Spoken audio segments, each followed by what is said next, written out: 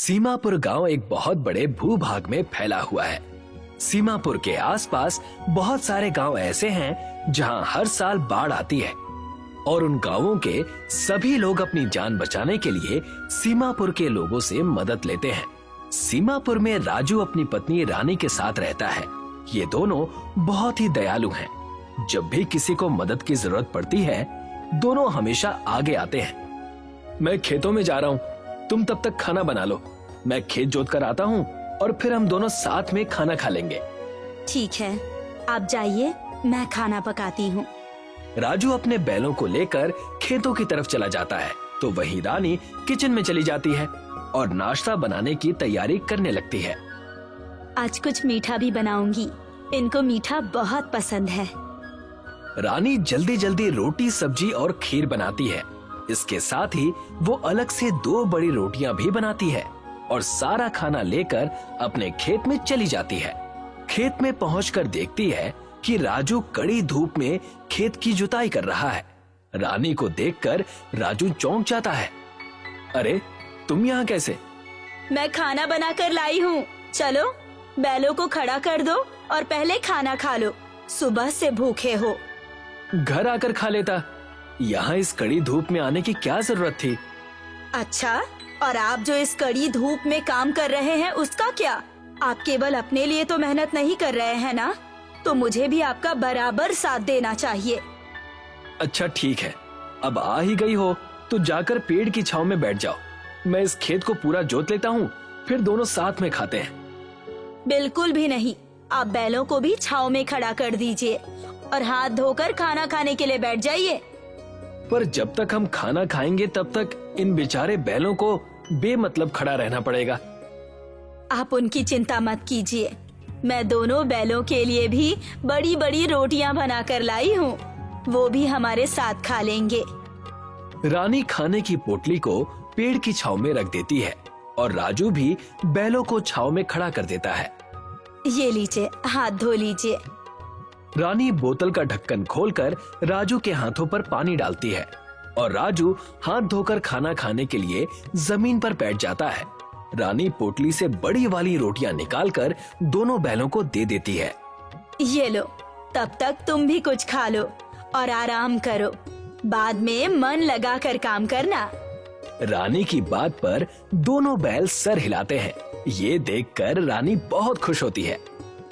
देखिए जी, ये बैल तो मेरी बात पर हाँ में सिर भी हिला रहे हैं, जैसे कि ये हमारे बच्चे हों।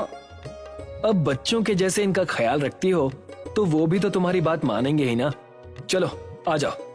रानी भी राजू के साथ खाना खाने बैठ जाती है। दोनों पति पत्नी मिलजुल कर खाते हैं। राजू खीर को देखकर बहुत खुश होता है।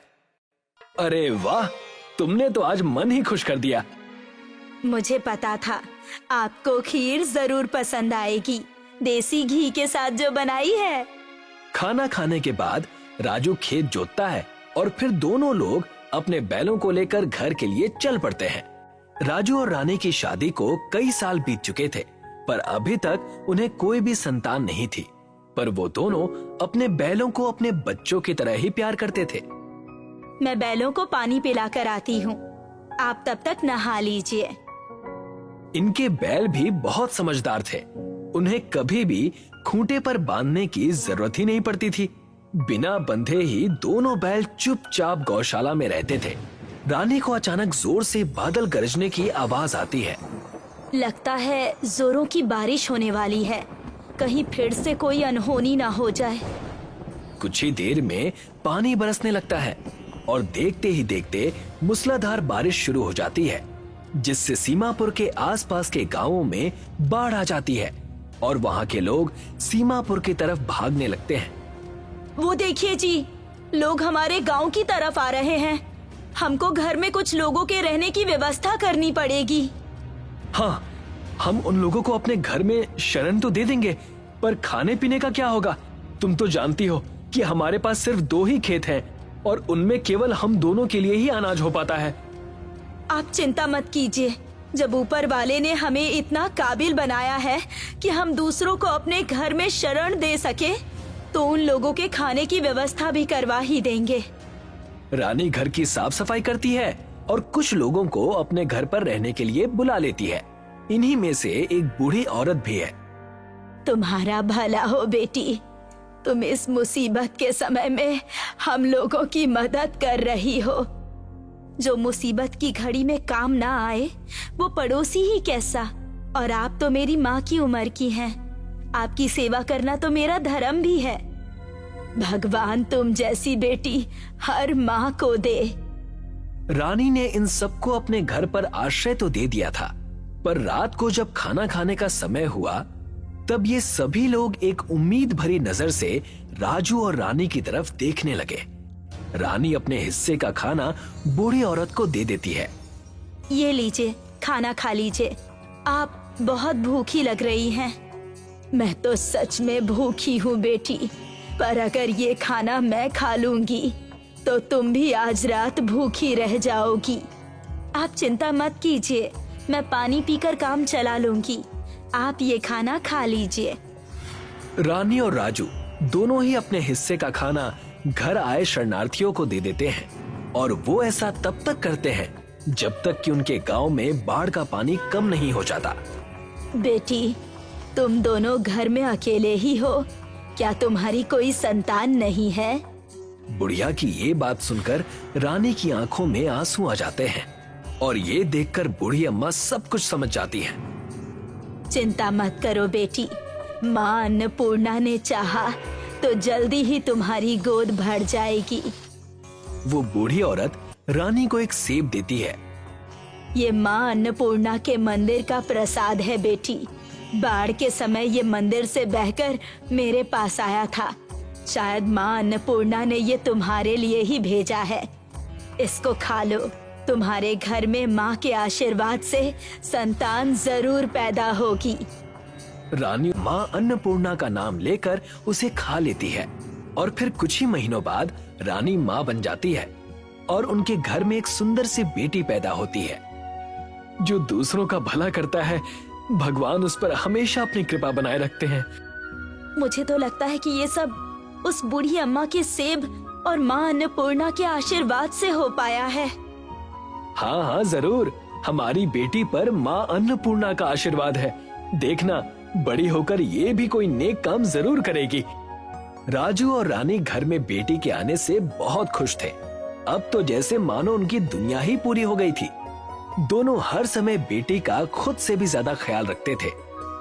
मैं सोच रही हूँ कि इसका नाम भी माँ के नाम पर ही रखना चाहिए।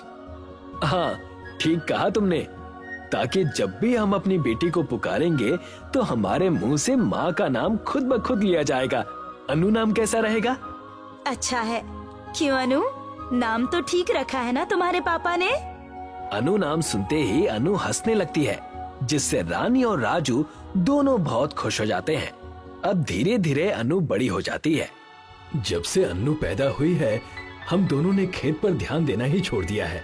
जाकर देखता हूँ खेत की क्या हालत हो गई है। राजू खेत में जाता है तो देखता है कि खेत पूरा सूखा पड़ा है। वो उदास चेहरे के साथ घर वापस आता है और रानी को इस बारे में बताता है। इसमें हमारी भी क्या गलती है? 6 महीने पूरे होने वाले हैं और कहीं बारिश की एक बूंद तक नहीं गिरी है, तो खेत तो सूखेंगे ही। वो तो ठीक है, पर खाने का क्या होगा? कल मैंने जो भी बचा हुआ अनाज था सब पिसवा दिया। अब घर में कोई भी साबुत अनाज नहीं बचा है। आज तक भगवान ने हमेशा हमारा साथ दिया है। इस बार भी हम ये विपत्ति उनके ऊपर ही छोड़ देंगे। जब तक पिसा हुआ अनाज चल रहा है, पेट भरकर खा लेते हैं। बात की बाद में देखी जाएगी। पर हमें साथ साथ कुछ दूसरा काम भी देखना पड़ेगा।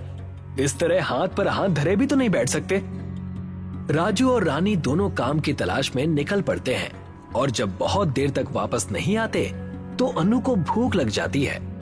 माँ पिताजी को गए हुए बहुत देर हो गई है, क्यों ना आज मैं खुद ही खाना पका लेती हूँ। अनु अपने नन्हे नन्हे हाथों से बर्तन में थोड़ा सा अनाज लेती है और उसे पकाने के लिए चूल्हे पर रख देती है। आज माँ पिताजी को अपने हाथों से बना हुआ खाना खिलाऊंगी। और उतने में उसके माँ पिताजी भी लौटकर वापस आ जाते हैं। तुम ठीक तो हो ना अनु? हम दोनों को तुम्हारी बहुत चिंता हो रही थी। तुमको भूख लग गई होगी। मैं जल्दी से खाना बना देती हूँ बेटी। मैंने हम सबके लिए खाना बना लिया है माँ। आप दोनों हाथ मुंह धो लीजिए और खाने के लिए बैठ जाइए। रानी बर्तन में देखती है कि अनु ने खाना तो पकाया है पर वो बहुत कम है, और अनु की इस नादानी को देखकर रानी की आंखों से खुशी के आंसू छलक पड़ते हैं। चलिए जी, आज हमारी अनु ने हमारे लिए खाना बनाया है, जल्दी से हाथ धो कर आते हैं। दोनों हाथ मुंह धोकर खाने के लिए बैठ जाते हैं।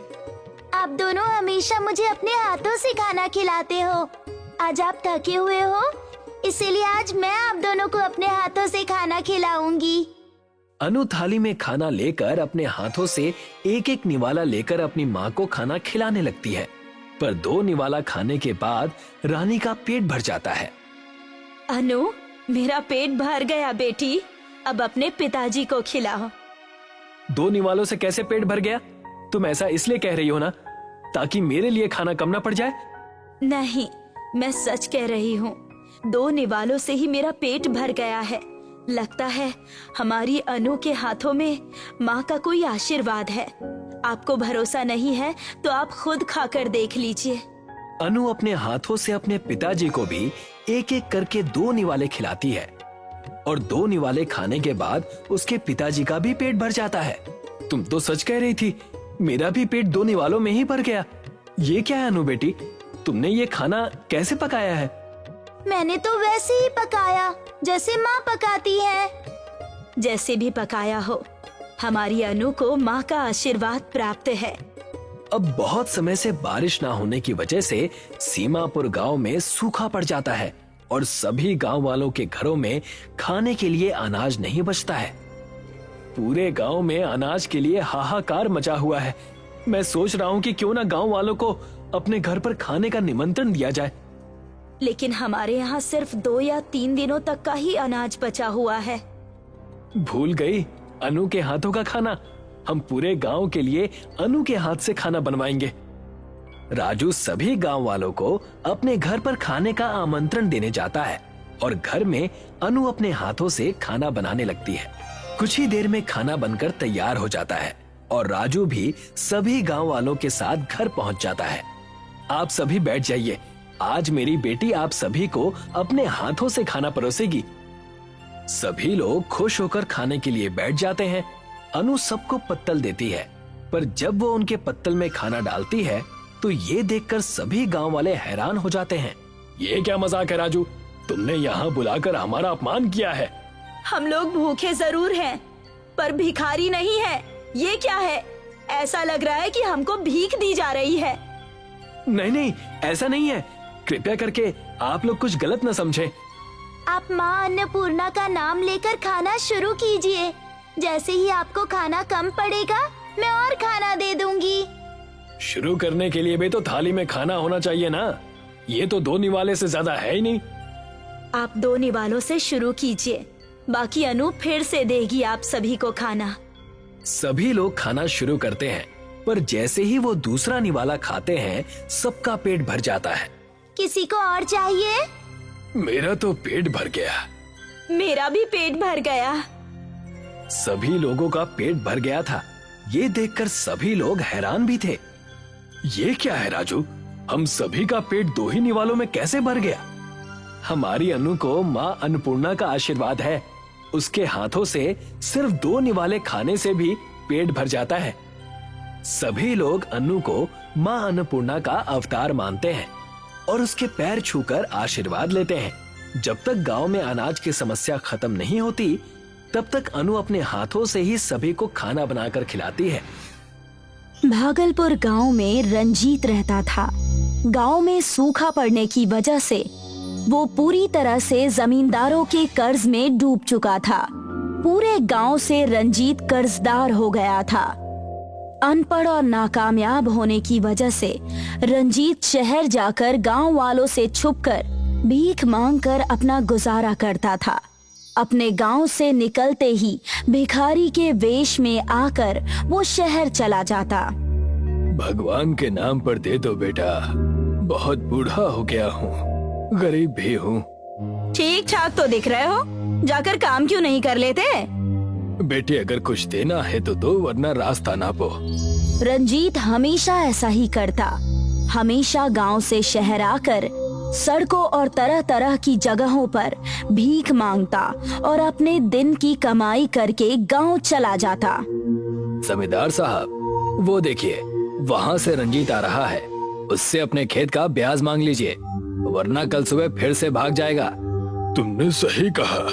अब तो ये मेरे सोने के बाद गांव आता है और मेरे उठने से पहले गायब हो जाता है। जमींदार और मुंशी रंजीत के घर आ पहुंचते हैं। आज तुम्हारे दर्शन हुए हैं। मालिक, आपने मेरे सारे खेत ले लिए। अब बस ये छोटी सी कुटिया ही बची है। आप इसे भी हथियाना चाहते हैं? तुम ब्याज नहीं भरोगे तो हम सब ले लेंगे, इस घर को भी।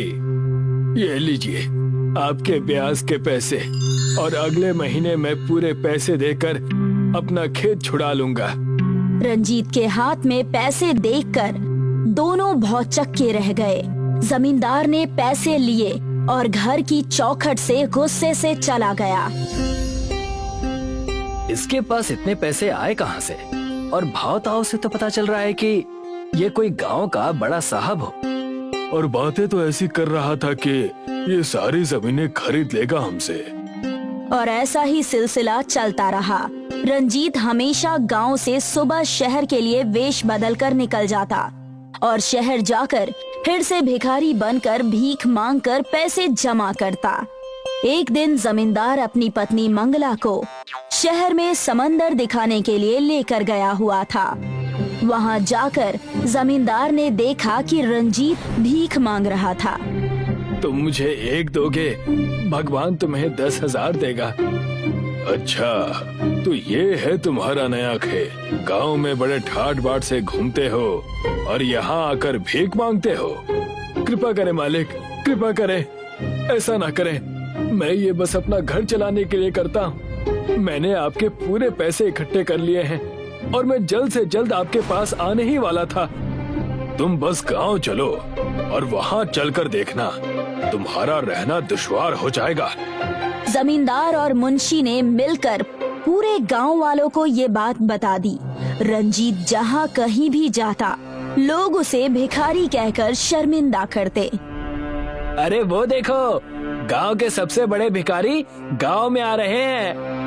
हाँ हाँ, जल्दी से जेब से चिल्लर निकालो, इन्हें भीख भी तो देनी है हमें।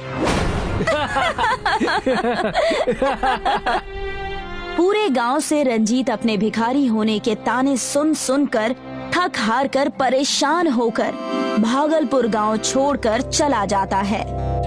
उस जमींदार ने मेरी जमीन ले ली, मेरा घर ले लिया, मेरा सब कुछ खत्म हो गया। भगवान ने अनाथ भेजा था। आज इस उम्र में भी मैं अकेला ही हूँ। इस जीवन में रोने से अच्छा है कि मैं ये जीवन ही त्याग दूं। रंजीत ऊंचे पहाड़ पर चढ़कर गहरी सोच में पड़ा ही था। वहाँ पर एक तपस्वी साधु तपस्या में लीन थे और उनकी आँख खुल गई। उन्होंने देखा कि रंजीत उस पहाड़ की चोटी पर खड़ा है। तुम बहुत परेशान लग रहे हो बालक, क्या समस्या है? और यहाँ इस चोटी पर सालों से कोई नहीं आया, तुम यहाँ क्यों आए हो? मैं क्या बताऊं, मेरी जिंदगी यहाँ पहाड़ से, इस खाई से भी ज्यादा गहरी और बेकार है। रंजीत अपनी सारी बातें उस तपस्वी साधु को बताता है। मेरी तपस्या भंग करने का मैं तुम्हें दंड भी दे सकता हूँ, लेकिन तुम्हारी परेशानी बहुत जटिल है, इसलिए मेरे पास तुम्हारे लिए एक बेहतरीन उपाय है। तपस्वी साधु ने अपने कमंडल से पानी का जल निकालकर रंजीत के ऊपर छिड़क दिया। रंजीत ने जैसे ही आंखें बंद की, रंजीत के ऊपर एक बड़ी सी रोशनी आ गई और रंजीत अपने भिखारी के वेश में आ गया। ये आप क्या कर रहे हैं और मैं इस भेष में कैसे आ गया? मैंने तुम्हें आशीर्वाद दिया है, तुम जब भी इस भेष में कुछ भी भिक्षा लोगे, वो भिक्षा 4 गुना ज्यादा हो जाएगी, लेकिन सिर्फ इस भेष में रहने पर ही। और इसकी शुरुआत मैं करता हूँ। आप क्या करने वाले हैं गुरुजी? मैं ये सोने के सिक्के तुम्हें भिक्षा में दे रहा हूँ। बहुत कम ऐसे होते हैं जिन्हें साधु भिक्षा देते हैं। मैं इसे तुम्हें आशीर्वाद के तौर पर दे रहा हूँ। मैं इसे एक सपना समझूं या क्या समझूं?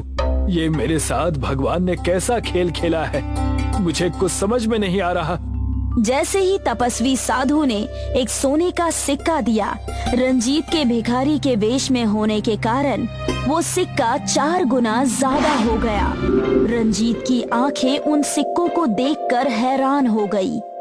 रंजीत ने उन सिक्कों को शहर जाकर एक जौहरी की दुकान पर बेच दिया और सारे पैसे लेकर गांव के पास वाली जमीन में एक बड़ा सा घर बनवाया। ठेकेदार साहब, मेरा ये घर बहुत बड़ा बनवाना। मुझे मेरे भागलपुर गांव वासियों को इस जमीन पर दावत देनी है। जो आदमी सड़कों पर भीख मांगता था, आज वो इस तरह का कैसे हो गया? समय का खेल है बस। तुम सिर्फ अच्छे से बड़ा सा घर बनवा दो, बाकी काम मुझ पर छोड़ दो।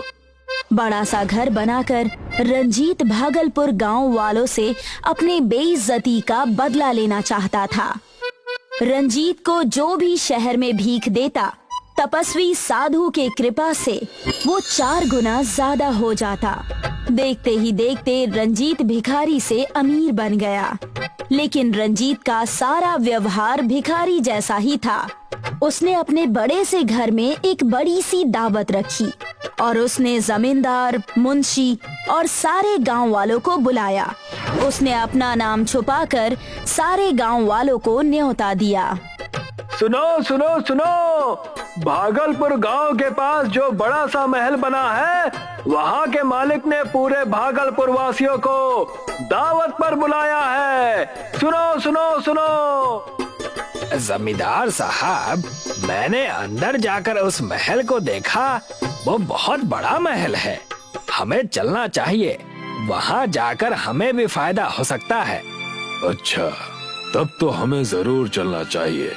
सारे गांव वाले दावत के नाम पर बहुत खुश हो जाते हैं और दावत पर चले जाते हैं। उस दावत में रंजीत अपने भिखारी के वेश में ही होता है।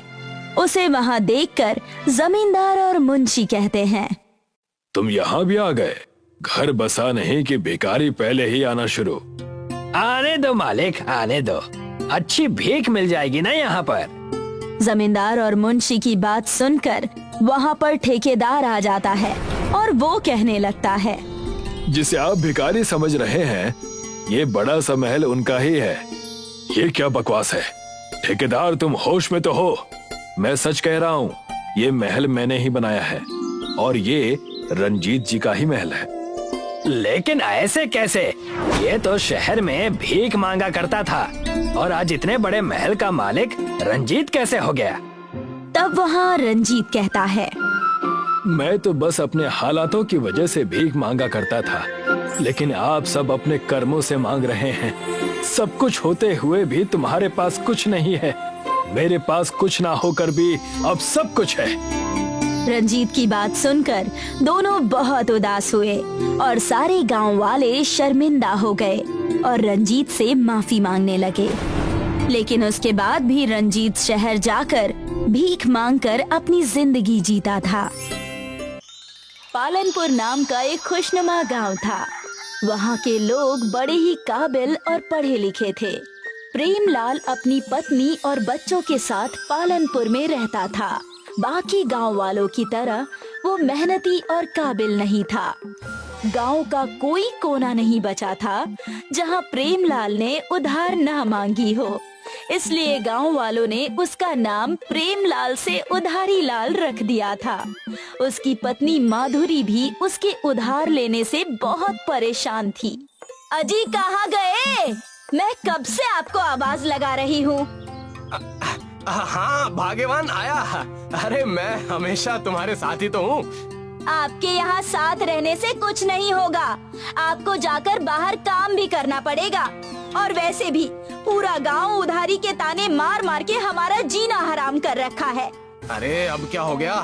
पूरा गांव तो खामखा हमारे परिवार के पीछे पड़ा हुआ है। गांव में अगर पत्ता भी गिर जाए तो सबको लगता है उसके पीछे मेरा ही हाथ है। इतना कहकर उधारी लाल घर से बाहर चला गया और बाजार जाकर उसने घर का राशन लेने का सोचा। बाजार जाते वक्त उधारी लाल को जमींदार और महाजन उसे देखकर अरे जमींदार साहब, वो देखिए उधारी लाल अब नजर आया है। ये पैसे ले लेता है और नजर नहीं आता। चलिए इससे अपने पैसे वसूलते हैं। अरे भाई हाँ, सही कह रहे हो। उधारी लाल ने मुझसे अभी 4 दिन पहले ही 2000 रुपए लिए और कह रहा था कि रात को दे दूंगा, और 4 दिन हो गए हैं, ना पैसे दिए और ना नजर आया। अरे दामोदर भैया, जल्दी से मुझे महीने भर का राशन दे दो। ये लो सामान की पर्ची, और हाँ, मेरे हिसाब में इसका सारा बिल लिख लेना, ठीक है? अरे कैसा हिसाब? तुमने पिछले 4 महीने से कोई हिसाब नहीं किया। मेरी दुकान में बोर्ड लगा है और बोर्ड पर लिखा है आज नकद कल उधार, लेकिन तुमने तो इस बोर्ड का गलत मतलब समझ लिया है। इस पे ये नहीं लिखा कि हमेशा उधार दो और नगद ना लो। या तो तुमने मुझे बहुत बड़ा दानवीर समझ लिया है, और या तो तुम मेरे ससुराल से आए हो जो मैं तुम्हें उधार में दे दूं। हाँ? अरे मैंने आपको 6 महीने पहले ही पूरे पैसे दिए थे, और अब आप फिर से पैसा मांग रहे हैं। 6 महीने पहले तो ऐसे बोल रहा है जैसे कल की बात है। चुपचाप पैसे फेंको और तमाशा देखो। मैं तंग आ गया हूँ तुमसे। आज मैं कुछ सामान नहीं दूंगा तुम्हें। अरे दामोदर भैया, एक बार मेरी पगार आ जाने दो, मैं तुम्हारे पैसे ऐसे दे दूंगा, ऐसे बस पलक झपकते ही तुम्हारे पैसे दे दूंगा। हैं? क्या कहा तुमने? पगार? अरे ये कैसी अमृतवाणी तुम्हारे मुंह से निकल गई? पगार? और तुम जैसे बेरोजगार और उधारखोर इंसान को कौन काम पर रख रहा है? हाँ? जरा मुझे भी तो बताओ। मैं जाकर उसके चरण धोकर पीऊंगा। और तभी वहाँ जमींदार और महाजन आ जाते हैं।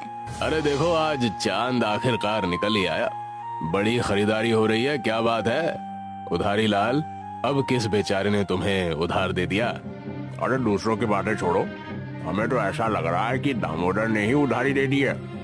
अरे जी नहीं जमींदार साहब, मैंने कोई उधारी नहीं दी और ना ही मैं दूंगा।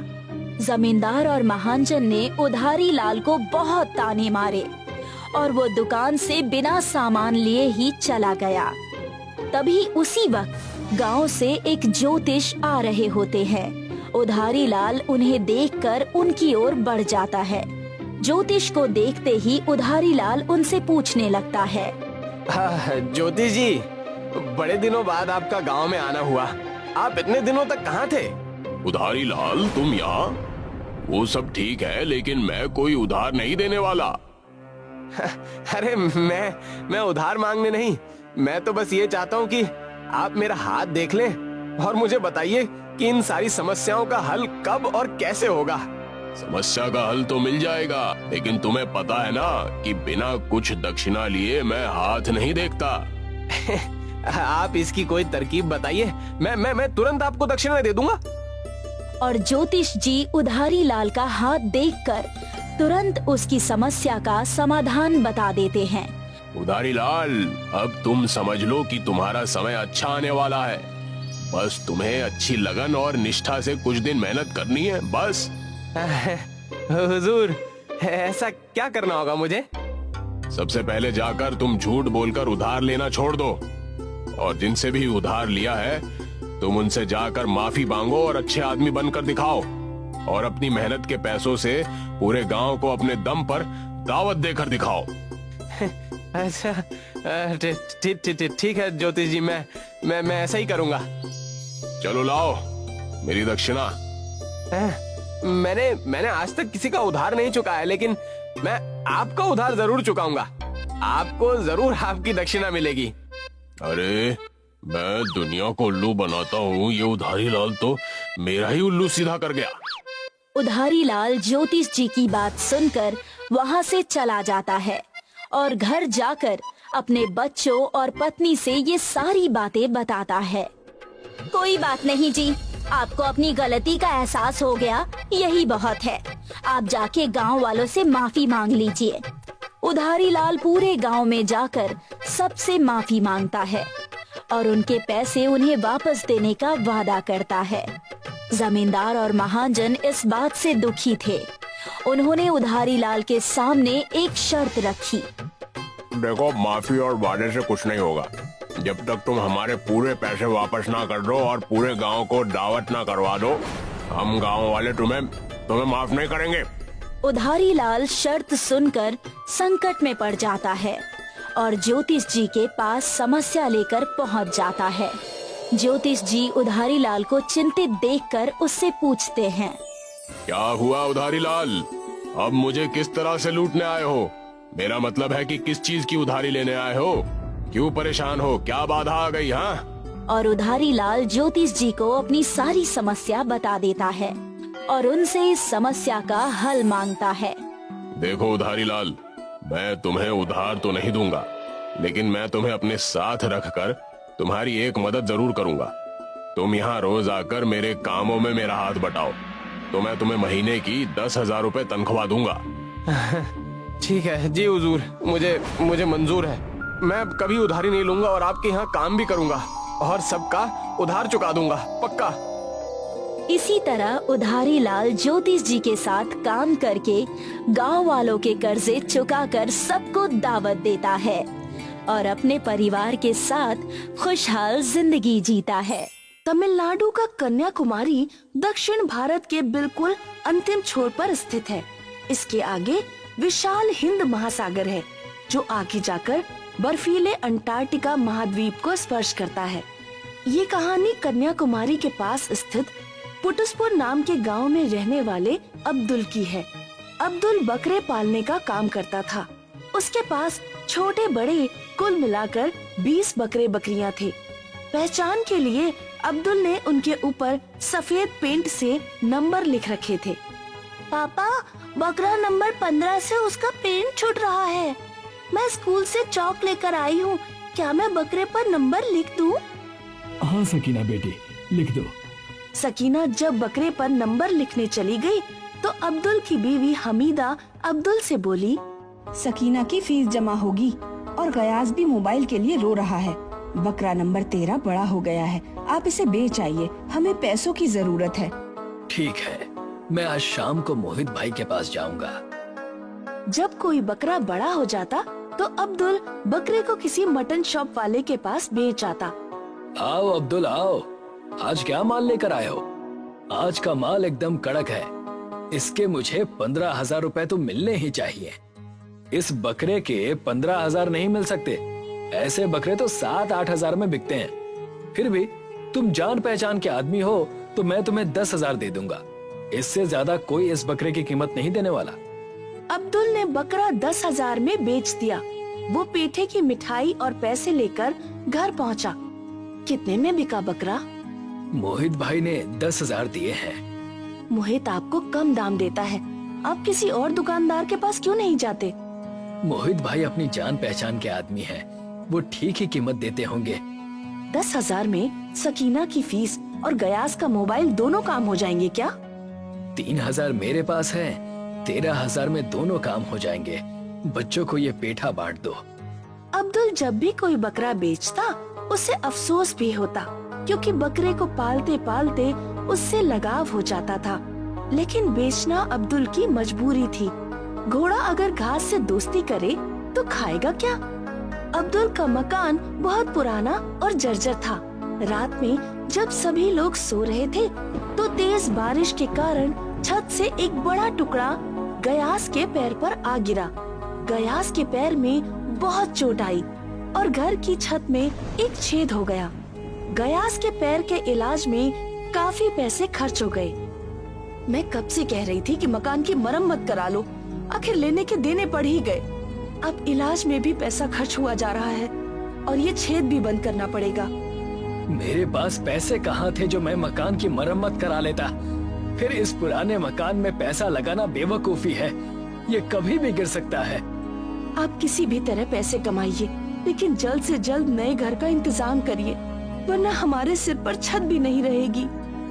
बकरे पालने के धंधे में तो कोई खास फायदा नहीं हो रहा, मुझे कुछ और ही सोचना पड़ेगा। हाँ पापा, स्कूल के बच्चे भी हमें बकरे बकरियों के भाई बहन कहकर चिढ़ाते हैं। आप कोई और काम करिए ना। अब्दुल को पेठा पसंद था।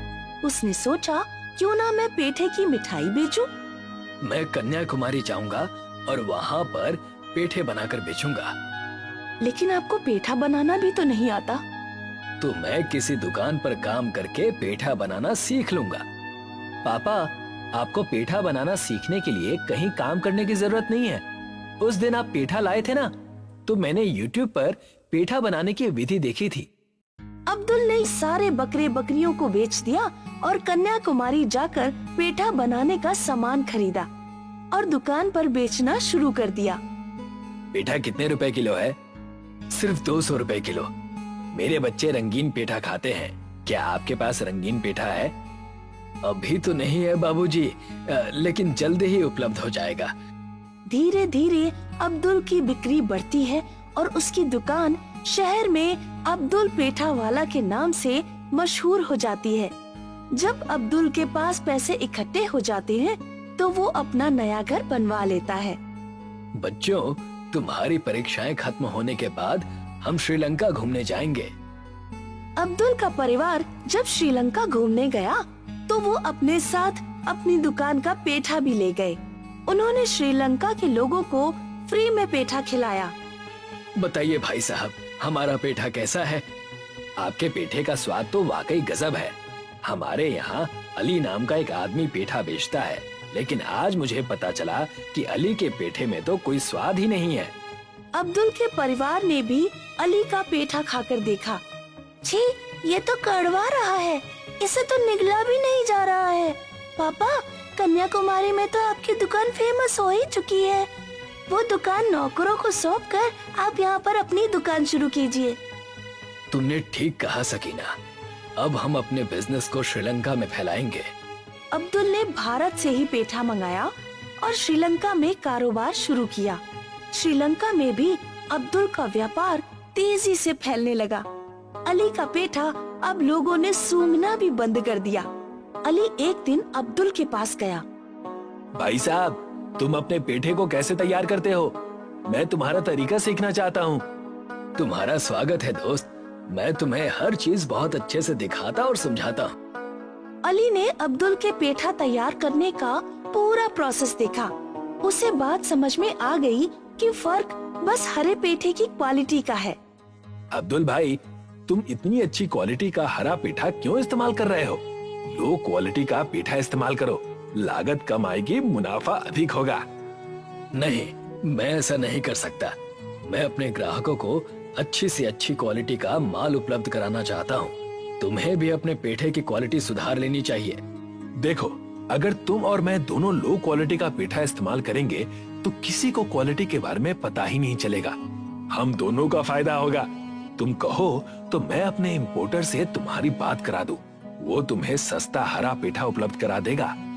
नहीं भाई, मुझे नहीं चाहिए सस्ता पेठा। अगर ये आदमी यहाँ रहा ना तो मेरा धंधा तो चौपट हो जाएगा।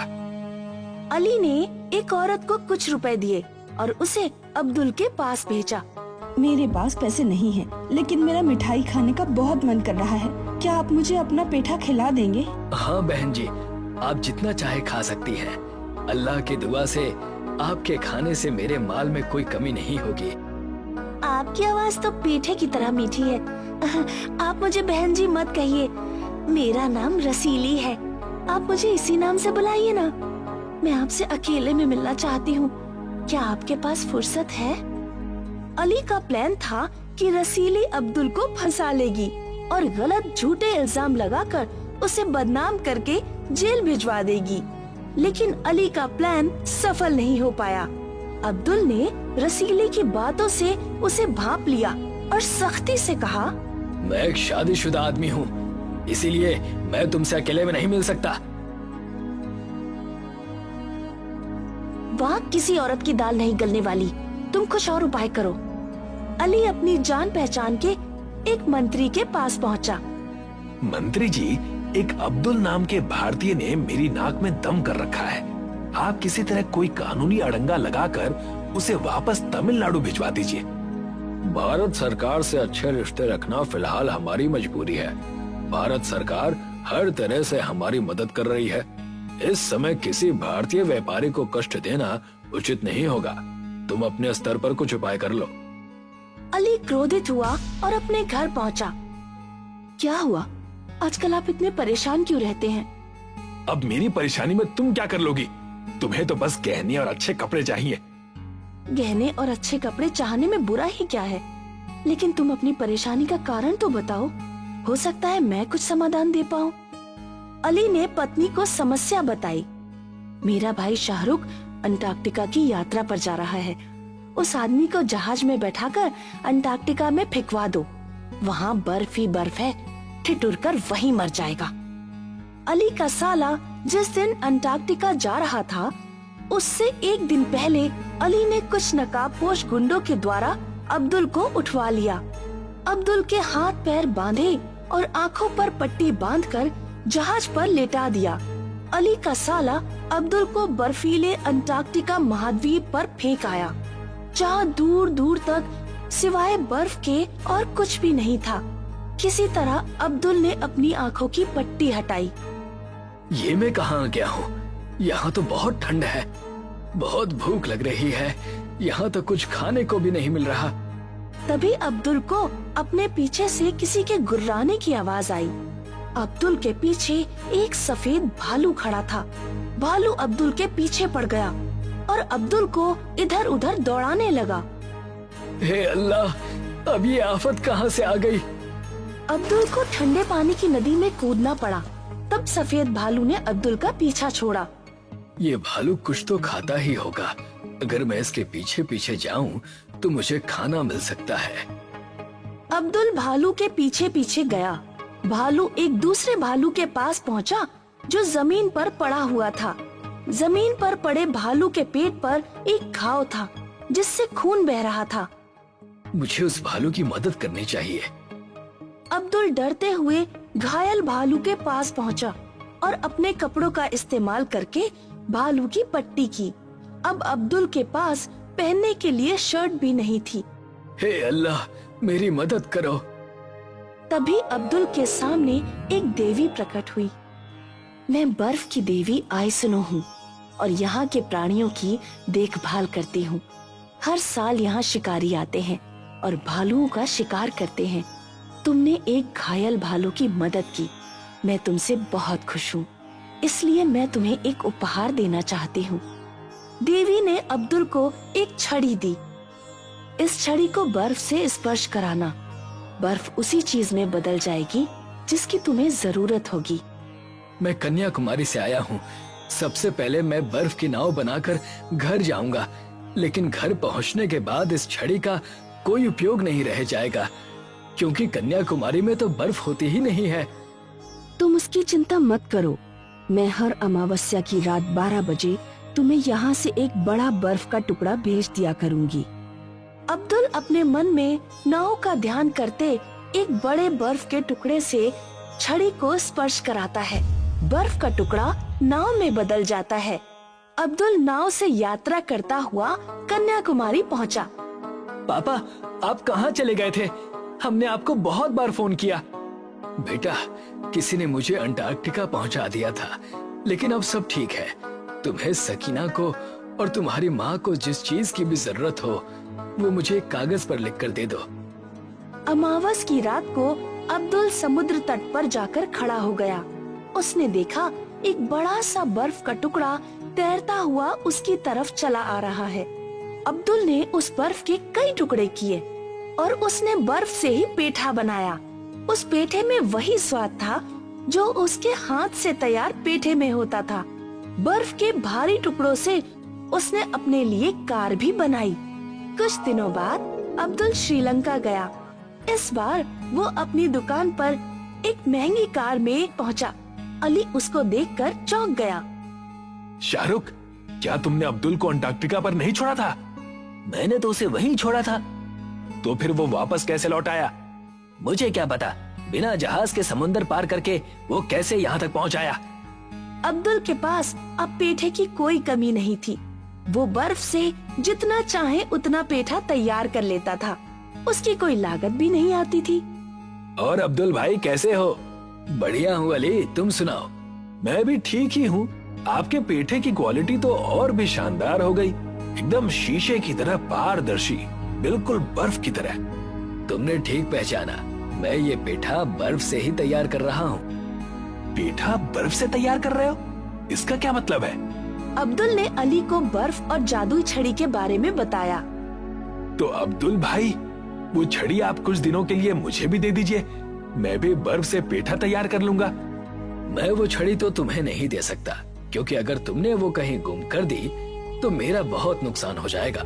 तुम एक काम करो, तुम अमावस्या की रात को कन्याकुमारी आ जाओ, मैं बर्फ से पेठा तैयार करूंगा और तुम्हें कम दामों पर बेच दूंगा, ताकि तुम्हारी भी रोजी रोटी चलती रहे।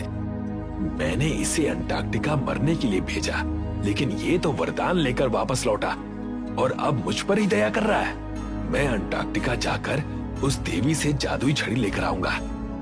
अली अपने साले शाहरुख के साथ अंटार्कटिका पहुंचा। शाहरुख, तुम तीर मारकर एक भालू को घायल कर देना, फिर मैं उस भालू की मदद करूंगा और फिर देवी प्रसन्न होकर मुझे उपहार देगी। फिर मैं भी अब्दुल की तरह अमीर हो जाऊंगा। शाहरुख ने भी एक भालू के पेट में तीर मारकर उसे घायल कर दिया। अली भालू के पास पहुंचा और भालू की मरहम पट्टी करने लगा। तभी बर्फ की देवी वहां प्रकट हुई। मैंने तुम्हारी बातें सुनी हैं। तुमने मेरा वरदान पाने के लिए जानबूझकर उस भालू को घायल किया है। तुम्हें दंड मिलेगा। देवी ने 4 भालू अली के पीछे दौड़ा दिए।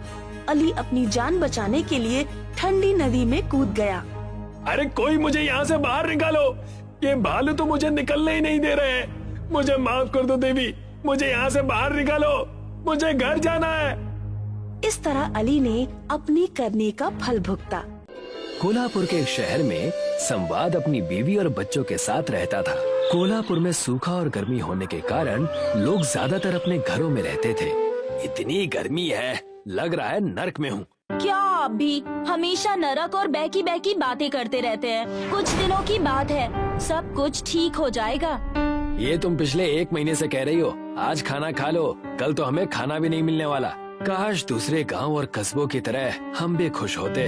दूसरे गांव के मर्द हमेशा काम और मेहनत करते हैं, यूं ही नहीं घर में बैठे बैठे रोटियां तोड़ते रहते हैं। तुम हमेशा मुझे ताने मार कर ही खुश रहो, ये नहीं है कि कभी मेरी थोड़ी तारीफ कर दें।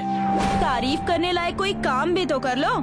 संवाद अपनी पत्नी भाग्या से बहस करके घर के बाहर चला जाता है। चलो संवाद भैया, यहाँ क्या कर रहे हो तुम बड़े ढीले हो, हमेशा गांव में सब कुछ होने के बाद ही आते हो। हुआ क्या, पहले ये बताओ, ज्यादा मुंह न चलाओ। वहाँ देखो, शेरू शहर से बर्फ लेकर आया है और गांव वालों को मुफ्त में खिला रहा है। जाओ जाओ, थोड़ी सी बर्फ ही ले लो और अपनी पत्नी को जाकर दे देना। कम से कम तुम्हारे बर्फ से वो खुश तो हो जाएगी, क्योंकि गजरा तो तुम देने वाले नहीं हो। संवाद ये खबर सुनकर ही शेरू के पास दौड़ पड़ा और उससे पूछने लगा, अरे शेरू भाई, ये इतनी सारी बर्फ तुम कहाँ से ला रहे हो? बड़ा अच्छा लग रहा है तुम्हें गांव वालों की मदद करता देख। ज्यादा मस्का मत मारो और बर्फ ले जाओ, मैं तुमसे कोई पैसे नहीं लेने वाला। नहीं, मुझे बस इतना बताओ कि ये बर्फ तुम ला कहाँ से रहे हो? मैं फिर से तुमसे कह रहा हूँ, आम खाओ ना, गुठलियाँ क्यों गिन रहे हो? उस वक्त तो संवाद शांति से बर्फ लेकर अपने घर चला जाता है और अपनी पत्नी भाग्या के साथ बड़े चाव से बर्फ को पानी में मिलाकर पीता है। शेरू कितना अच्छा और भला आदमी है, लोगों को बर्फ देकर उनकी प्यास बुझा रहा है, वरना इस गर्मी में हमारी क्या हालत होती पता नहीं। इससे पहले तो तुम कह रही थी कि गर्मी कुछ ही दिनों में खत्म हो जाएगी। तुम्हारा मन भी बर्फ की तरह यहाँ वहाँ डोलता रहता है। दूसरे दिन संवाद शेरू का पीछा करने लगता है और उसके साथ उस बर्फ वाली जगह पर जाता है। वहाँ जाकर देखता है किसी अजनबी आदमी से बातें कर रहा है। सुनो, कुछ दिन और बर्फ दे दो, मैं तुम्हारे हाथ जोड़ता हूँ। इससे मेरे गांव में मेरी इज्जत बढ़ जाएगी, जिससे मैं गांव का सरपंच बन जाऊंगा। हाँ, ठीक है। देखो, ये अब आखिरी बार है, इसके बाद मैं तुम्हें कोई भी बर्फ का टुकड़ा नहीं दूंगा। लेकर चुपचाप यहाँ से चले जाओ। काम का ना काज का, दुश्मन अनाज का। जैसा तुम कहो, इस बार मुझे थोड़ा ज्यादा दे देना। शेरू और उस बर्फ वाले की बात को संवाद अच्छी तरह समझ जाता है। शेरू का भांडा अब फूट चुका था। शेरू के वहाँ से जाते ही संवाद उस बर्फ वाले से कहने लगता है, मैं क्या कह रहा हूँ, मेरी सुनते क्यों नहीं है आप? भाई, तुम कुछ बोलोगे तो मैं सुनूंगा ना, और मेरा दिमाग मत खाओ, मैं पहले से ही बहुत परेशान हूँ। शेरू तुमसे जो बर्फ मुफ्त में ले जाता है, क्या तुम उसे पैसे लेकर बेचोगे? अगर तुम अच्छे पैसे दोगे तो क्यों नहीं, मैं जरूर तुम्हें बेचूंगा। लेकिन एक शर्त पर। तुम अब शेरू या किसी और को बर्फ नहीं दोगे। ये भी कोई कहने की बात है? वो तो मुफ्त में ले जाया करता था और अब तुम पैसे दे रहे हो तो मैं तुम्हें ही दूंगा। अगले दिन से ही उस बर्फ वाले ने शेरू को मुफ्त में बर्फ देना बंद कर दिया और संवाद को पैसे देकर बर्फ बेचने लगा। संवाद उस बर्फ वाले से बर्फ लेकर बेचने की तैयारी करने लगा। आ जाओ, बर्फ खरीद लो। ये अच्छे ठंडे और टिकाऊ बर्फ हैं। गर्मी भगाओ, आ जाओ। अरे वाह संवाद भैया, ये हुई ना बात। गांव में बर्फ बेच रहे हो, हम तो शेरू से मुफ्त में ही ले लेंगे। कोई शेरू वेरू नहीं आने वाला। अब तुम्हें लेना है तो लो, और अब मुफ्त में नहीं, पूरे 50 रुपए में एक बक्सा मिलेगा बर्फ का। संवाद अपने मन की मनमानी करके बर्फ बेचने लगा। शेरू के हाथ में अब कुछ नहीं बचा था। शेरू ने उसे बर्फ बेचते हुए देखा और कहा, वाह दोस्त वाह, तुमने पीठ पीछे ये सारी साजिश रची। अच्छी चाल चली है तुमने। मैंने तो बस मौके का फायदा उठाया है। तुम जाकर सरपंच बनने की तैयारी करो। अच्छा, तो तुम्हें ये बात भी पता चल गई। शेरू उस वक्त कुछ नहीं कर पाया, लेकिन संवाद के मन में लालच का पेड़ आ चुका था। संवाद गांव-गांव जाकर बर्फ बेचने लगा था। गांव वाले लालच और गर्मी से परेशान होने के कारण संवाद से बर्फ मजबूरी में खरीदने लगे थे। अब से मुझे ज्यादा बर्फ चाहिए, मैं तुम्हें ज्यादा पैसे देने के लिए तैयार हूँ। यहाँ बर्फ की कोई खदान थोड़ी ना है जो मैं तुम्हें बर्फ दे सकूं। मेरे पास इतना ही मिलेगा। लेना है तो लो, वरना मत लो। तुमसे अच्छा तो वो शेरू था। सरपंच बनने के लिए भला गिड़गिड़ाया तो करता था, लेकिन दिल का साफ था।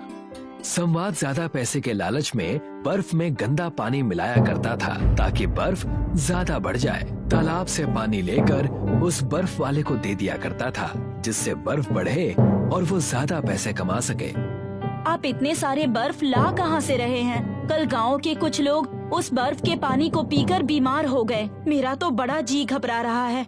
ज्यादा लालच के चलते कहीं आप कोई गलत काम तो नहीं कर रहे हैं ना? अब गांव वाले कमजोर हैं तो उसमें मेरी क्या गलती? मैं तो बस एक बर्फ का व्यापारी हूँ। बस आप कोई गलत काम मत कीजिएगा। लेकिन संवाद किसी की भी नहीं सुनता। तालाब के पानी से बर्फ जमा कर वो गांव वालों को बेचा करता, जिस वजह से आधे से ज्यादा गांव बीमारी की चपेट में आ गए। लोगों को बुखार और कई अन्य बीमारी होने लगी। ये सब बैठकर यमराज और चित्रगुप्त देख रहे थे। आजकल कोल्हापुर में ज्यादा ही बर्फबारी हो रही है महाराज। तनिक, इस संवाद की आयु का पता लगाओ। अभी तो उसके जीवन के पूरे 40 साल बचे हैं महाराज। हम आयु के विरुद्ध तो नहीं जा सकते। हमें पिछली बार की तरह पृथ्वी पर जाना ही होगा और उसे सबक सिखाना होगा। तो क्यों न इस बार हम भी बर्फ का व्यापार कराएं? क्या कहते हैं आप? जैसे लोहा लोहे को काटता है, बर्फ बर्फ को काटेगा। तुम बस मेरा खेल देखते जाओ और एक व्यापारी का भेष धारण कर लो। यमराज और चित्रगुप्त कोल्हापुर गांव में भेष बदलकर एक बड़ा व्यापारी का रूप धारण करके चले जाते हैं। हमें करना क्या है महाराज? हम यहाँ एक बड़ा सा बर्फ का पहाड़ बना देंगे। लालच के जाल में फंसकर वहाँ संवाद जरूर जाएगा। यमराज ने अपनी दिव्य शक्तियों से एक बड़ा सा बर्फ का पहाड़ बना दिया। पूरे गांव वाले बर्फ का पहाड़ देखकर दंग रह गए। उनमें मौका देखकर संवाद वहाँ भी पहुँच गया। लगता है उस बर्फ वाले ने ये मेरे लिए लाया है। हाँ, वो भी तंग आ गया होगा मुझसे। लेकिन मुझे क्या, मैं तो बर्फ बेचूंगा। संवाद उस बर्फ के पहाड़ को देखकर वहाँ चला जाता है और कहता है, ये बर्फ का पहाड़ कहाँ से आया? तब यमराज और चित्रगुप्त वहाँ आ गए और चित्रगुप्त ने कहा, अरे तुम उसकी चिंता क्यों कर रहे हो? ये बर्फ तुम्हारे लिए ही लाई गई है, जाओ जाकर ले लो। हमें उन्हीं बर्फ वाले ने तो भेजा है आपके पास। ये बर्फ आपके लिए उपहार है। आप इतना अच्छा काम जो कर रहे हैं, वो भी इतनी गर्मी में लोगों को बर्फ पहुंचा रहे हैं, ये बड़ा ही पुण्य का काम है। अरे ये बात तो मुझे भी पता है। जब भी कोई मेरी तारीफ करता है मुझे बहुत शर्म आती है। संवाद ने आओ देखा ना ताओ और उस बर्फ के पहाड़ में बर्फ लेने की लालच में चला गया। जैसे ही बर्फ के पहाड़ के पास वो पहुंचा, यमराज ने अपनी शक्तियों से उसे बर्फ की एक बड़ी सी कारावास यानी कि बर्फ की जेल में बंदी बना लिया। ये क्या हो गया? मैं बर्फ की जेल में कैसे आ गया? मुझे ठंड लग रही है, मुझे यहाँ से निकालो। संवाद को बर्फ की जेल में देख शेरू और उसकी पत्नी भाग्या दंग रह गए। तब शेरू ने कहा, कौन हो तुम लोग और मेरे गांव वाले को क्यों परेशान कर रहे हो? छोड़ दो मेरे पति को। ठंड के मारे देखो कैसे कांप रहे हैं। ज्यादा ठंड से कहीं बीमार न हो जाए।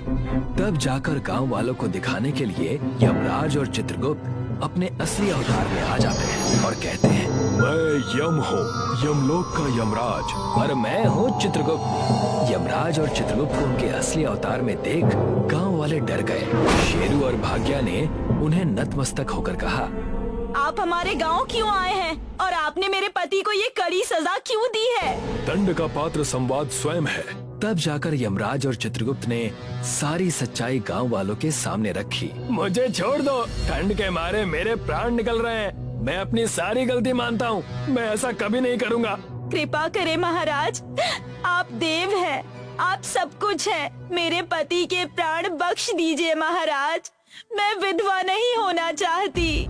यमराज ने भाग्या और अन्य गांव वालों की बात सुनकर बर्फ की जेल खत्म कर दी और कहने लगे, मैं तुम्हारे प्राणों को हरने नहीं आया था, मैं तुम्हें बस सबक सिखाने आया था। लेकिन तुम्हें दंड दिए बिना मैं जाऊंगा नहीं। आपने दंड दे तो दिया, मैं अब सब समझ गया हूँ। दंड तो तुम्हें अवश्य मिलेगा। आज से तुम जब भी बर्फ को छुओगे तो उसे छूते ही तुम्हें एक बिजली का झटका लगेगा। इतना कहकर यमराज और चित्रगुप्त वहाँ से अदृश्य होकर चले जाते हैं।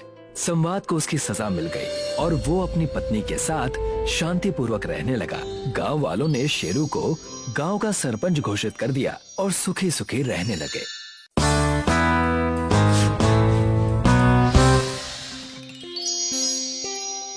एक गांव में रूपवती नाम की लड़की अपने पिता के साथ रहती थी। रूपवती की माँ तो थी नहीं, इसलिए जब उसके पिताजी ड्यूटी पर चले जाते तो वह घर पर अकेली रह जाती। एक दिन रूपवती ने अपने पिताजी से कहा, पिताजी या तो मुझे माँ ला कर दो या एक गाय ला कर दो। मैं सारा दिन घर में अकेले बैठे बैठे बोर हो जाती हूँ। बेटा, मेरी उम्र बहुत हो चुकी है, अब तुम्हें माँ तो नहीं मिल सकती, क्योंकि इस उम्र में कोई मुझसे शादी नहीं करेगा। लेकिन मैं तुम्हें गाय लाकर दे सकता हूँ। हर रविवार को गांव में जानवरों का बाजार लगा करता था। रूपवती के पिता बाजार से एक गाय खरीद लाते हैं। अरे वाह पिताजी, बहुत सुंदर गाय लेकर आए हो, मैं इसे मुन्नी कहकर बुलाऊंगी। अब रूपवती घर पर अकेली नहीं रहती थी, वह पूरे दिन मुन्नी के साथ खेलती रहती। कभी उसे घास खिलाती, कभी उसका दूध पीती, तो कभी उसे कविता पढ़कर सुनाती। रूपवती के घर के पीछे सेठ और सेठानी रहते थे। रूपवती की गाय मुन्नी बहुत शैतान थी। उसे जब भी मौका मिलता वह गांव में इधर उधर भाग जाती। एक दिन दोपहर में रूपमती की आंख लग गई, तो मुन्नी सेठानी के घर जाकर उसकी साफ सुथरी जगह में जगह जगह गोबर कराई। सेठानी जब सोकर उठी उसे बहुत क्रोध आया। उसने आव देखा न ताव और मुन्नी की लाठियों से पिटाई शुरू कर दी। जब मुन्नी के चिल्लाने की आवाज रूपमती के कानों में पड़ी तो वह एकदम उठ गई।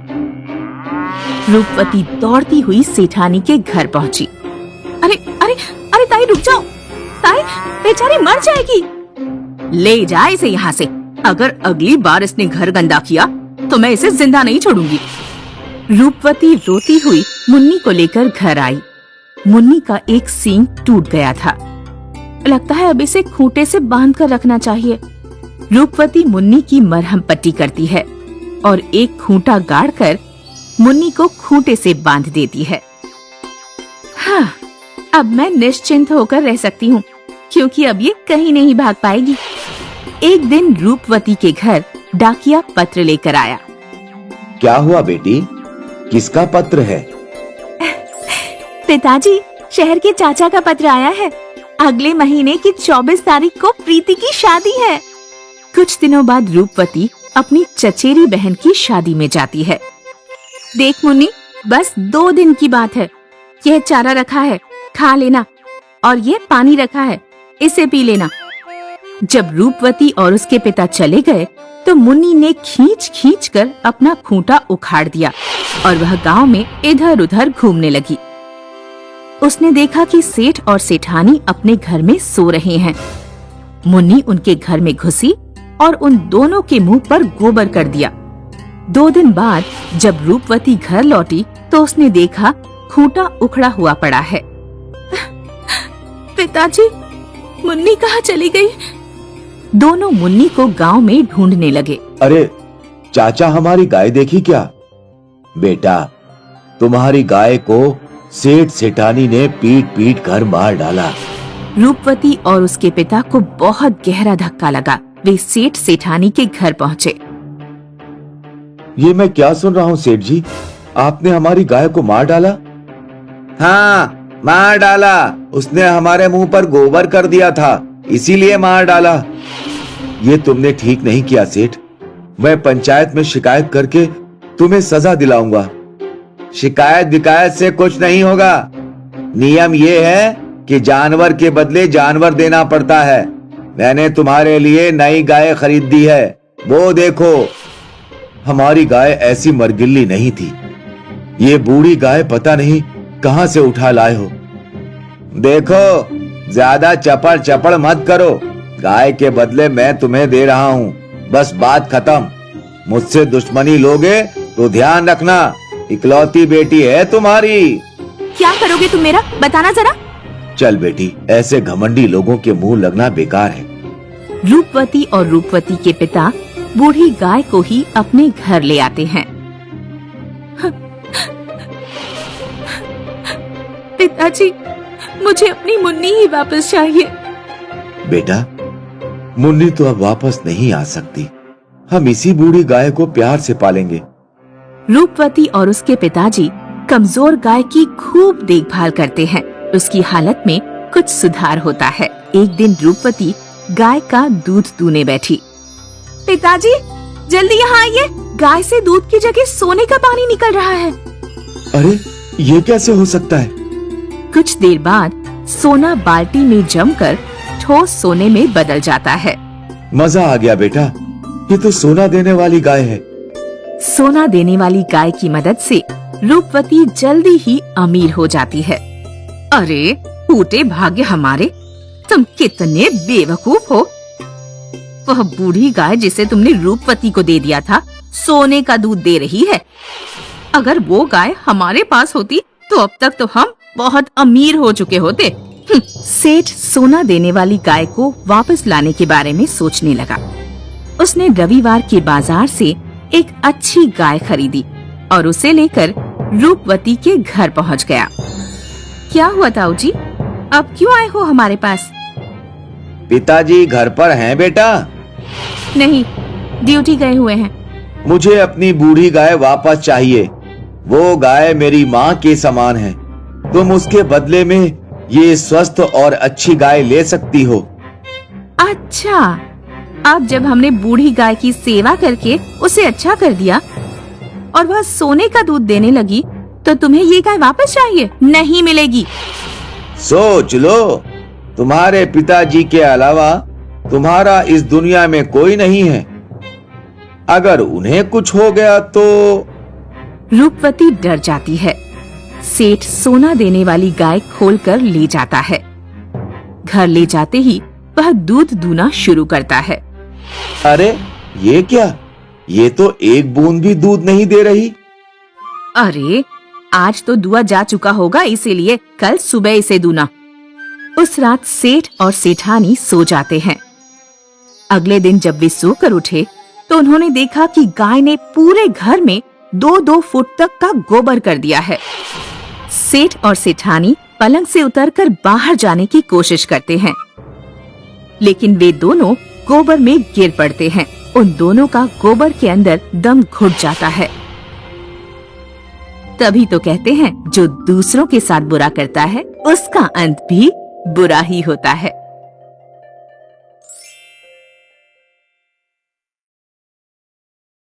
पुराने समय की बात है। हिमाचल प्रदेश की पहाड़ियों के बीच एक सुंदर गांव बसा हुआ था। गांव में मोतीलाल नाम का एक बुढ़ा आदमी अपनी बूढ़ी पत्नी के साथ रहता था। दोनों की कोई संतान नहीं थी, इसलिए वे दोनों बहुत दुखी रहते थे। एक दिन मोतीलाल की पत्नी चूल्हे पर खाना बना रही थी और मोतीलाल पास में बैठा खाना खा रहा था। तभी उनके घर कहीं से एक कुत्ता घुस आया। लगता है बेचारा भूखा है। हाँ, आप अपनी रोटी इसे दे दो, मैं आपके लिए और सेक देती हूँ। बूढ़ा आदमी कुत्ते को दूध में डालकर बहुत प्यार से रोटी खिलाता है। खाना खाने के बाद कुत्ता पूंछ हिलाने लगा। अरे, ये तो यहाँ से जाना ही नहीं चाहता। हम इसे पाल लेते हैं, इसको हम किच्चू के नाम से पुकारेंगे। बूढ़ा आदमी जब खेत पर जाता तो किच्चू भी उसके साथ जाता। एक दिन जब बूढ़ा आदमी खेत पर काम कर रहा था तो किच्चू एक जगह की मिट्टी खोदने लगा और भौंकने लगा। क्या हुआ किच्चू, क्यों भौंक रहे हो?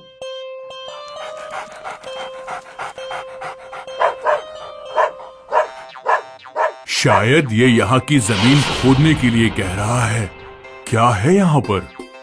बूढ़ा फावड़ा लेकर आता है और किच्चू की बताई जगह पर जमीन को खोदना शुरू करता है। किच्चू खुश होकर पूंछ हिलाने लगा। बूढ़े आदमी का फावड़ा एक पत्थर से जा टकराया। उसने पत्थर हटाकर देखा कि पत्थर के नीचे एक घड़ा रखा हुआ है। बूढ़े ने घड़े को बाहर निकाला। उसमें ढेर सारे सोने के सिक्के रखे हुए थे। बूढ़ा जब घड़ा सिर पर रखकर अपने घर ले जा रहा था तो गांव के एक आदमी चंदर सिंह ने उसे देख लिया। चंदर सिंह रात में बूढ़े के घर पहुंचता है। उसने देखा कि बूढ़ा और उसकी पत्नी सिक्के गिनने में लगे हुए हैं। मोतीलाल, तुम तो कहते थे कि तुम बहुत गरीब हो, अब ये इतने सोने के सिक्के कहाँ से आए तुम्हारे पास? बूढ़ा आदमी और उसकी पत्नी बहुत ईमानदार थे। वे सब कुछ सच सच चंदन सिंह को बता देते हैं। अपना कुत्ता एक दिन के लिए मुझे दे दो, मैं आपका जिंदगी भर एहसान मानूंगा। ठीक है, ले जाओ। किच्चू चंदर सिंह के साथ जाना नहीं चाह रहा था। चले जाओ किच्चू, एक दिन की ही तो बात है। अपने मालिक के कहने पर किच्चू चंदर सिंह के साथ चल दिया। अगले दिन सुबह चंदर सिंह किच्चू को लेकर अपने खेत की ओर निकल पड़ा। किच्चू अगर कहीं भी रुकता तो चंदर सिंह जोर से उससे डंडा मारता। खेत तक पहुँचते पहुँचते चंदर सिंह ने डंडे मार मार कर किच्चू को अधमरा कर दिया। अब जल्दी से बता दे, मेरे खेत में खजाना कहाँ गड़ा हुआ है, वरना एक और डंडा लगाऊंगा। किच्चू को चंदर पर बहुत गुस्सा आ रहा था। उसने चंदर को मजा चखाने की सोच ली। वो खेत के एक कोने में गया और उसने जमीन खुरचना शुरू कर दिया। चंदर का मन लालच से भर उठा। अब मुझे अमीर होने से कोई नहीं रोक सकता। चंदर जल्दी जल्दी मिट्टी खोदकर घड़ा बाहर निकालता है, लेकिन घड़े में ढेर सारे मेंढक, केंचुए और गिरगिट निकलते हैं। वे इसके हाथों पर चढ़ जाते हैं। ये क्या बला है? किच्चू, तू रुक जा अभी। चंदर फावड़ा लेकर बेचारे किच्चू के सिर पर मार देता है। 3 दिन बीत गए। बूढ़ा आदमी और उसकी पत्नी अपने किच्चू का इंतजार कर रहे थे। तुम चंदर सिंह के घर जाकर एक बार पूछ लो, मुझे किच्चू की बहुत याद आ रही है। बूढ़ा चंदर सिंह के घर पहुंचता है। चंदर, किच्चू कहाँ है? तुम्हारा कुत्ता गद्दार निकला।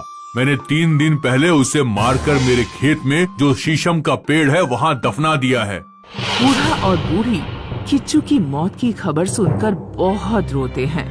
बूढ़ा चंदर के घर जाकर कहता है, किच्चू तो मर गया, पर क्या तुम उस पेड़ की कुछ लकड़ी मुझे दे सकते हो जिसके नीचे तुमने किच्चू को दफनाया?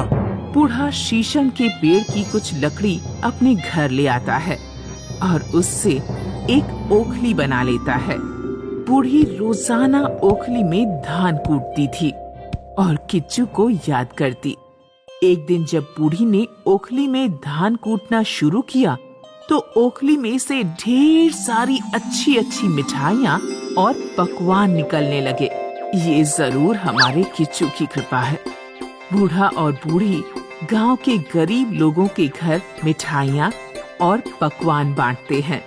जब चंदर को ओखली से पकवान निकलने के बारे में पता लगता है तो वो मोतीलाल के घर पहुंच जाता है।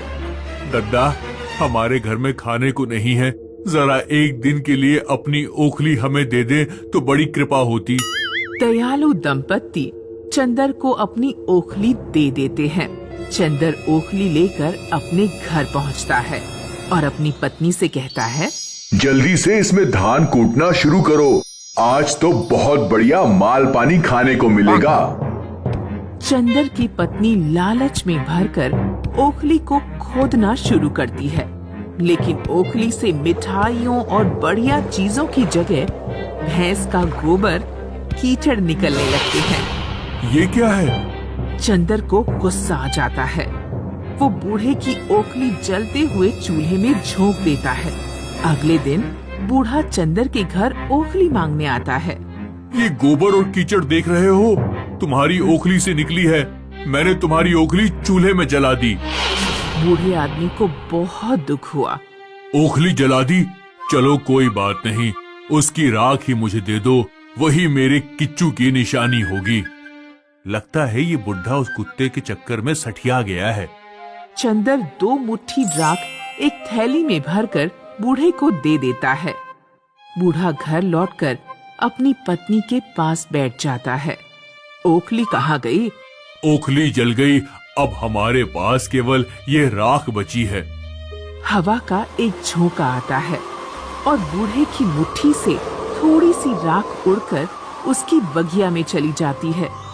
मुरझाई हुई बगिया के सारे पौधे हरे हो जाते हैं और उन पर फूल खिल जाते हैं। लगता है किच्चू अभी भी हमारे साथ है। राख से फूल खिलने की खबर गांव में फैल जाती है और बात राजा तक पहुंचती है। राजा तुरंत बूढ़े आदमी को अपने महल बुलाता है। हमारे पास एक बगिया है, लेकिन उसकी जमीन बंजर है। जो भी पौधा लगाता हूँ सूख जाता है। क्या तुम कुछ मदद कर सकते हो? बूढ़ा आदमी राजा की बगिया में थोड़ी सी राख उड़ा देता है। राजा की बगिया देखते ही देखते हरी हो जाती है और उसमें फूल खिल जाते हैं। राजा बूढ़े को बहुत सा इनाम देकर विदा करता है। बूढ़ा आदमी अपनी पत्नी के साथ तीर्थ यात्रा पर निकल जाता है। उधर जब चंदर की पत्नी को ये बात पता लगती है कि राजा ने मोतीलाल को इनाम दिया है, तो वो चंदर से कहती है, उस ओखली की राख अभी भी हमारे झूले में पड़ी हुई है। तुम भी दावा करो ना कि तुम भी राख से फूल उगा सकते हो। पड़ोसी राज्य के एक राजा की भी बगिया बंजर थी। राजा को जब पता लगता है कि चंदर नाम का एक व्यक्ति राख से फूल उगाने का दावा कर रहा है, तो वो चंदर को अपने राज्य में बुलाते हैं। आप चिंता न करें, बस मैं अभी आपकी बगिया में फूल खिला देता हूँ। चंदर इनाम के लालच में बगिया में राख उड़ाता है। बगिया में फूल नहीं खिलते, लेकिन सारी राख उड़कर राजा की आंखों में घुस जाती है और राजा की एक आंख अंधी हो जाती है। पकड़ लो इसे सैनिकों और जेल में डाल दो। किसी ने ठीक ही कहा है कि किसी भी कार्य को करते समय हमारी मनोदशा ही महत्व रखती है। अगर हम साफ मन से कोई काम करते हैं तो हमें पुरस्कार मिलता है, और जब हम लालच के वशीभूत होकर कोई काम करते हैं तो हमें दंड मिलता है।